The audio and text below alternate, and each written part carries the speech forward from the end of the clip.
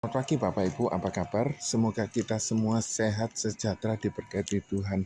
Hari ini tema firman Tuhan tentang Daud dan Goliat. Cerita Daud dan Goliat ini menjadi salah satu kisah yang paling terkenal dalam Alkitab. Tema tentang keberanian, keyakinan ini adalah kisah tentang melawan segala rintangan meskipun tampaknya tidak mungkin. Di ayatnya di 1 Samuel 17 ya Bapak Ibu. Nah, ayo kita coba lihat video kali ini ya.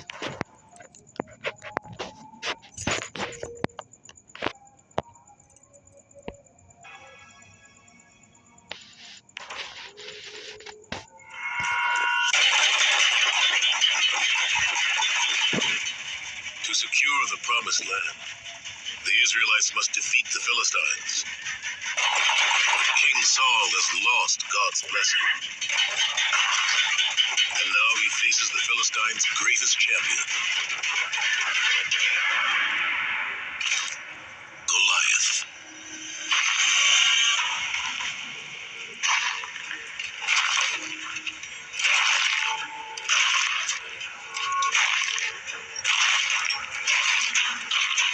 Will one of you fight me? Israelites, you win, and the Philistines will be your slaves. I win, and you will be our slaves. Someone must fight him. Not you, Jonathan. The warrior who defeats him will be a rich man. Not one man in Israel, not one of God's people.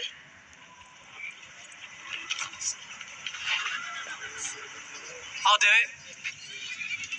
David, you're no soldier, you're a shepherd. Yes, a shepherd. As I protect my sheep, God will protect me. Where is your faith? Where is your God? I will kill him. You'll need this.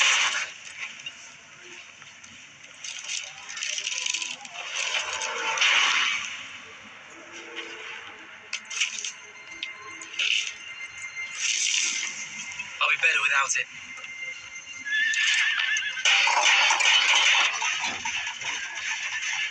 Yea, though I walk in the valley of the shadow of death, I fear no evil.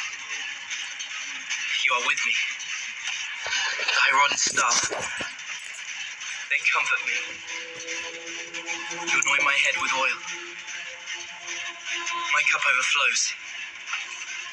Surely goodness and mercy shall follow me all the days of my life.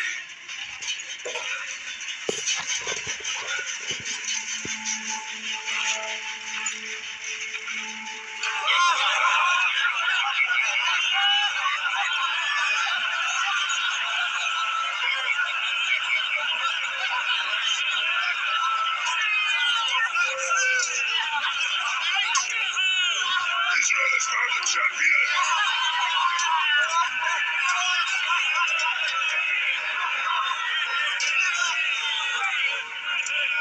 Don't waste my time, little boy.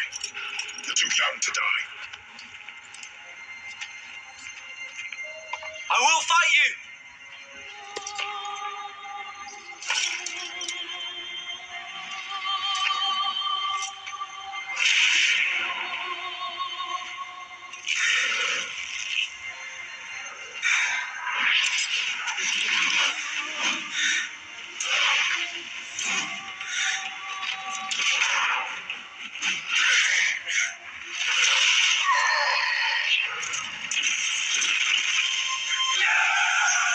Father, he did it. David did it.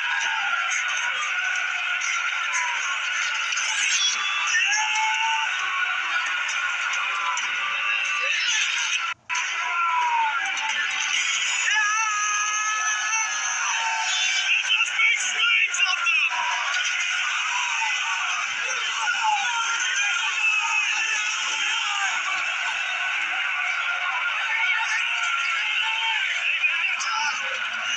My wolf and shepherd's called him. Save my kingdom, my shepherd warrior! Come with me, Nah, Bapak Ibu, kalau kita tahu bahwa Daud ini berhasil mengalahkan Goliat. Daud ini ternyata berasal dari keluarga apakah penggembala atau mungkin juga seorang petani, karena dilihat dari keturunan Boas, orang yang sederhana di Bethlehem. Saya perlu berpikir lagi, apakah benar orang sederhana atau memang dari keturunannya Boas, orang yang kaya. Anak Isai, orangnya tampan, disertai Tuhan, pemain kecapi, kemudian dikasih sama Saul. Orangnya muda, apakah kemerah-merahan ya pipinya, apakah dia usia 17 atau 19 atau mungkin di bawah itu. Oleh karena itu dia tidak dipilih menjadi prajurit, tetapi dia belum waktunya untuk bisa menjadi prajurit. Seorang prajurit umur 20 baru bisa menjadi seorang prajurit. Dia anak bungsu dari 8 bersaudara.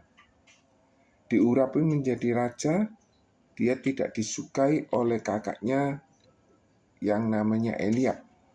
Dia naik tahta di usia 30. Nah, pertemuan antara Daud dan Goliat ini, jadi dia ada di diutus oleh Tuhan, bahwa diutus oleh ayahnya maksud saya. Daud datang ke medan perang membawa bekal untuk kakaknya, untuk kepala pasukan 1000 juga dibawain 10 keju begitu ya.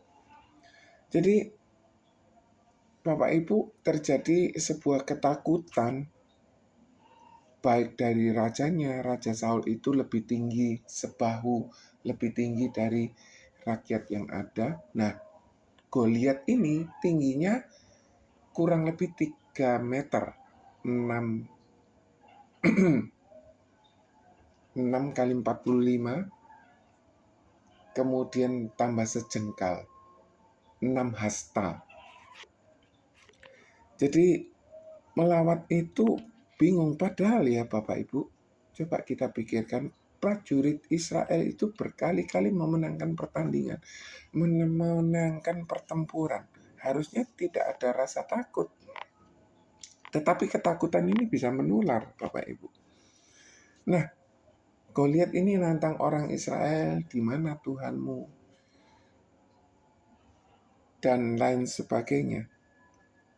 Goliat membela kaum Filistin serta menantang orang Israel untuk memilih salah satu orang yang akan bertarung dengannya. Kalau dia kalah akan menjadi budaknya. Nah, persiapan Daud menghadapi Goliat.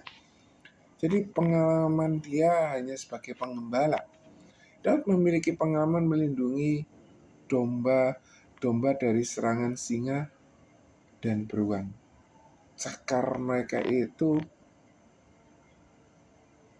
tidak akan pernah mengenai kambing dan dombanya hanya 2-3 ekor. Nah, saya punya pertanyaan. Apakah Isai ini hanya mempercayai Daud 2-3 ekor kambing atau domba, atau memang dia bukan seorang penggembala, tetapi dia seorang petani, karena Boas itu petani. Nah, Boas punya keturunan dan akhirnya punya anak Isai, Isai punya anak Daud, dia dari keturunan petani, sehingga dia bukan gembala. Saya masih belum dapatkan penjelasan hal ini. Yang kedua tentang keberanian. Daud memiliki keberanian serta keyakinan kuat akan bantuan Tuhan. Keberanian itu pun nular saat Daud berhasil memenangkan. Keberanian itu menular sehingga Filistin dijarah menjadi maaf ya Bapak Ibu. Nah, hal yang luar biasa, Daud ini tidak memiliki hero syndrome. Jadi hero syndrome contohnya gini, ada seseorang yang menganggap bahwa di sekolah minggu itu yang penting acara. Dia persiapkan dengan baik, sehingga acaranya menarik, disukai oleh anak-anak. Tetapi firman Tuhan hari Minggu sore kemarin tanggal 17 menyatakan hal yang bagus. Oleh Tante Vera menyatakan bahwa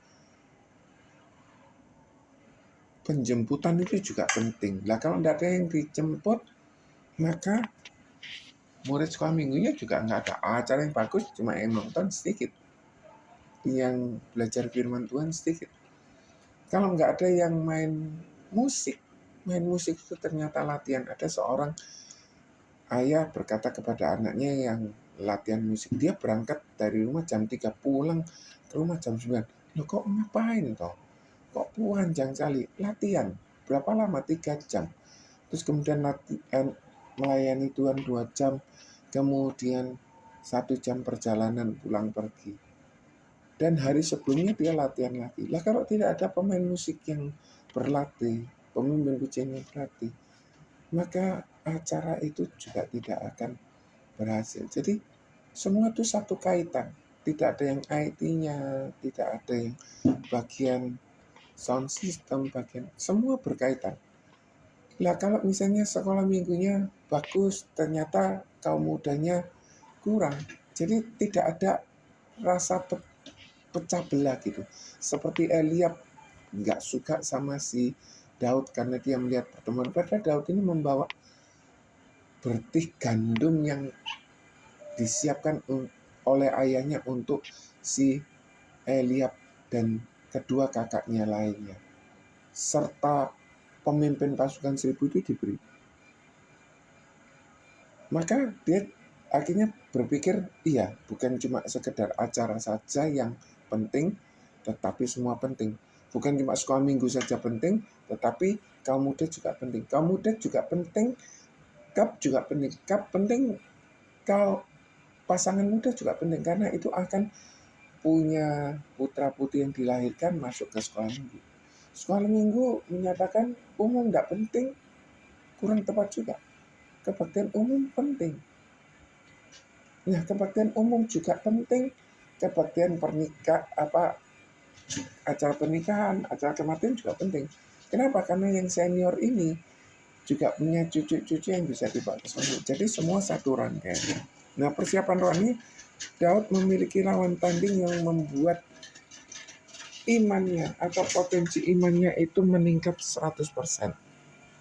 Kalau dia tidak bertemu dengan Goliat, maka dia iman potensinya tidak akan muncul secara sangat optimal begitu Bapak Ibu. Pertarungan antara Daud dan Goliat, Daud bersiap melempar batu. Dia milik 5 batu licin dari sungai, kemudian dia lemparkan tepat ke arah musuh. Kalau cuma dilemparkan, saya tanya sama seorang yang ahli fisika, harusnya tidak akan sampai pingsan.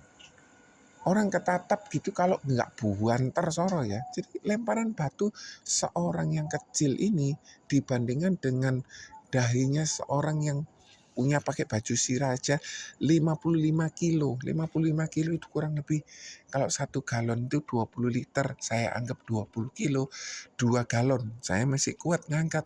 Tapi kalau sudah hampir 2,5 galon, mungkin agak berat. Itu baju sirahnya saja. Tingginya hampir 3 meter. Saya 1,175. Berarti hampir 2 kalinya saya. Saya lihat begini. Takut.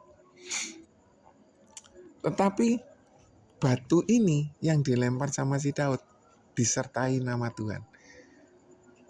Disertai sama Tuhan. Goliatnya terjatuh dan mengenai dahi, dan firman Tuhan menyatakan masuk ke dalam. Seberapa kuat toh lemparan seseorang anak kecil ini yang masih berusia 17 sampai 19 tahun. Akhirnya pelarian orang Filistin ini menjadi kemenangan Daud, pukulan telak bagi orang Filistin, dan kemudian melarikan diri. Pesan moral dari cerita Daud dan Goliat tentang keteguhan hati. Cerita Daud dan Goliat ini mengajarkan keteguhan hati dalam menghadapi rintangan. Om Susanto Setiabudi tetap semangat, Om Daniel Guntopo Buntoro tetap semangat, Tante Heni Oslianto tetap semangat, teman-teman yang lain, saudara-saudara yang lain yang belum disebut, belum didoakan, tetap semangat apabila mengalami sakit dan sakitnya cukup lama, sakitnya membawa sebuah penderitaan yang cukup lama. Bapak Henry Wahyu, tetap semangat. Tuhan memberkati. Untuk suami Ibu Arum, untuk istri Pak Moses, tetap semangat. Keluarganya yang mendukung, tetap semangat. Keberanian dan keyakinan pada Tuhan Yesus itu bisa mengubah segalanya. Ketika kita berjuang bersama Tuhan, tidak ada yang mustahil, Bapak Ibu. Nah, Bapak Ibu, saya mau cerita tentang awal seseorang itu dilahirkan. Kemudian ada satu jeda waktu dan seseorang akhirnya tutup usia. Ada orang yang masih dekat dengan dilahirkan, ada yang di tengah-tengahnya, ada yang dekat dengan tutup usia atau kematian. Kita tidak tahu. Yang kita tahu di antara B, birth, kelahiran, D, kematian, ada huruf C, choice. Kita mau pilih melayani Tuhan dengan baik, seperti Daud menjaga cuma 2-3 ekor domba, dijaga dari singa dan beruang. Apakah kita mau hidup secara optimal dalam melayani Tuhan? Atau kita mau berbuat sesuatu untuk Tuhan? Banyak orang-orang yang sudah berbuat sesuatu untuk Tuhan, baik yang disebutkan atau tidak disebutkan. Ada orang yang menyebutkan, saya melakukan penjemputan, saya harus menunggu gini. Tetapi itu bisa menginspirasi. Ada orang yang nggak mau, saya mau jemput tapi saya nggak mau disebutkan. Nggak masalah. Tetapi firman Tuhan hari Minggu sore menyatakan, jangan cuma pekerjaan fisik saja, pelayanan secara jasmani saja, tetapi meningkat untuk kehidupan rohaninya juga tetap harus. Marta, silakan dilihat di catatan khotbah atau Anda lihat di YouTube-nya lagi. Bagus Bapak Ibu. Ada kesaksian yang bagus juga, menguatkan. Nah Bapak Ibu, saat seseorang lahir sampai usia tertentu, dia masih belum bisa melayani Tuhan. Tapi dia sudah mulai muda, SMP, SMA, dia mulai melayani Tuhan. Baik usher, baik kolektan, baik singer, mungkin baik hal-hal yang lain, bagian pendoa. Terus kemudian saat seseorang melewati masa potensi atau produktif, dia melayani Tuhan dengan baik. Di satu saat dia mulai mendekati dengan proses yang namanya tua. Ini perlu dipikirkan tentang regenerasi. Kalau saya mencoba memikirkan, ya apa ya caranya kita bisa regenerasi, saya ngajak orang-orang yang sudah mulai SMP, SMA, kuliah. Nah, kamu besok mau nggak jadi guru sekolah minggu? Nah, besok mau nggak kamu melayani Tuhan? Nggak tahu om. Tetapi kepingin nggak kamu do something for God? Saya bilang gitu. Ya dilihat nantilah orang-orang yang potensi, karena mereka nanti yang akan meneruskan pelayanan kita. Nah, orang-orang yang sudah dekat dengan D ini masih bisa melakukan hal yang luar biasa. Dia bisa berdoa buat anaknya, cucunya, keluarga besarnya, dan lain sebagainya. Bapak Ibu, pertempuran antara Daud dan Goliat tampaknya mustahil. Tetapi dengan Tuhan bisa terjadi. Semoga sharing firman Tuhan ini bisa bermanfaat. Kiranya Tuhan memberkati dan kita semua dibangkitkan. Tuhan Yesus memberkati.